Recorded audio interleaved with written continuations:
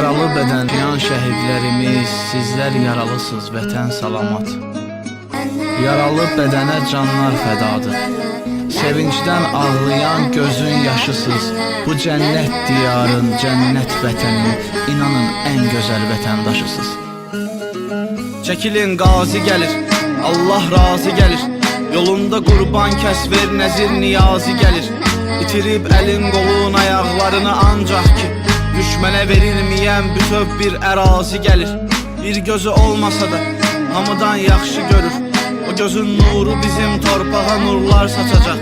Ayağın birin kəsiblər, o birinə mil qoyulub. Çağırsa yenə də vətən düşmənin üstünə qaçacaq. O həmin qazidir ki, şəhidlik arzusundadır. Ağlayır halına yox, dostları şəhid düşüb.